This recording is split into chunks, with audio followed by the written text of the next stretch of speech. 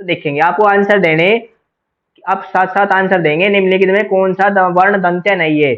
हमने पिछले सारे जो पिछले क्लासेस हुई उसमें कई बार रिवीजन कर लिया होगा, कई कई बार आगे होंगे एक एक अक्षर के क्वेश्चन के बारे में कि किस वर्ण का उच्चारण स्थान क्या क्या है। तो आपको यहाँ से पता होना चाहिए कि कौन सा वर्ण दंत्य नहीं है। अब दंत से बोलने जाने वर्ण कौन कौन से होंगे, ए तय, बी दै, सी ले और डी य। तो आपको बताना इनमें से आंसर क्या है।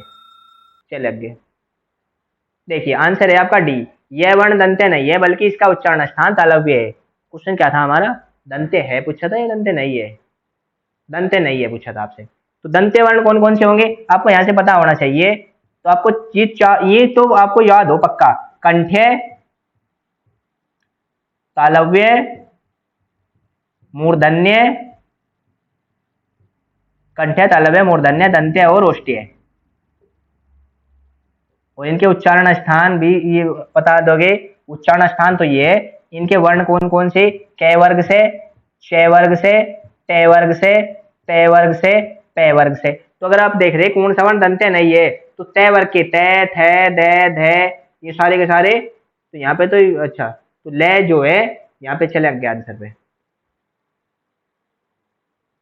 यह वर्ण दंत्य नहीं बल्कि इसका उच्चारण स्थान कौन सा, तालव्य। तो तालव्य में कौन सी मारा होगा, छ, छ, जय, जय, ये। चलिए,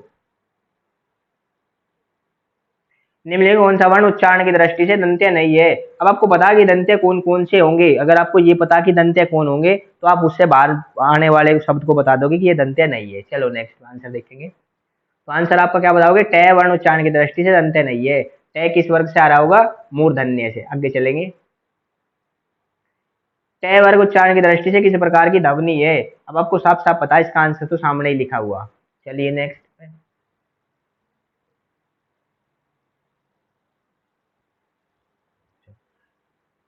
पीछे करना एक बार। तो आंसर पीछे करेंगे, तो ट वर्ग उच्चारण की दृष्टि से क्या है, मूर्धन्य। अग तो आपको याद रहेगा क च ट तप है, कचट तप याद कर लेंगे, कचट तप, कंठ, तालव्य, मूर्धन्य, दंत्य, ओष्ठ्य। इन बच्चों सीरीज में सीक्वेंस में ऐसे याद रखना, और कचट तप भी ऐसे याद रखना। स का उच्चारण स्थान तालु, मूर्धा, कंठ या दंत। आगे बढ़ेंगे, स का उच्चारण स्थान बताना आपको। स का उच्चारण स्थान क्या है, मूर्धा है। चलिए आगे, ढ वर्ण का उच्चारण स्थान कौन सा है और किस वर्ग का, ये ढ वर्ण जो है किस वर्ग का। तो आपको बताना त वर्ग चौथा, ट वर्ग चौथा, ट वर्ग तीसरा और ट वर्ग दूसरा। अगर आपको कुछ पता होगा ना तो सबसे पहले आप ऑप्शन से भी आंसर लगा लोगे। जैसे ट वर्ग तीन ऑप्शन में, चौथा, तीसरा, दूसरा। तो आप देखेंगे ट वर्ग कौन सा है, पहला वर्ग, दूसरा वर्ग, तीसरा वर्ग, चौथा वर्ग और पांचवा वर्ग। तो दूसरा जो ये दूसरा ऑप्शन भी है, चौथा गलत। और जो ये आपका डी ऑप्शन है तीसरा और दूसरा, वो भी गलत। तो केवल टे कौन से में, तीसरे में, टे कौन से में, तीसरे में। लेकिन साथ साथ अब इसे देखोगे टे को, टे वर्ग चौथा, यानी अभी ऑप्शन केवल दो, सी और डी खत्म हुए। हमारे ऑप्शन जो है चौथा और तीसरा ही खत्म हुए थे टे वाले, दूसरा नहीं खत्म हुआ, तीसरा तो है। यानी हमारा ऑप्शन बी चौथा और सी, डी दूसरा, ये दो ऑप्शन खत्म हुए थे।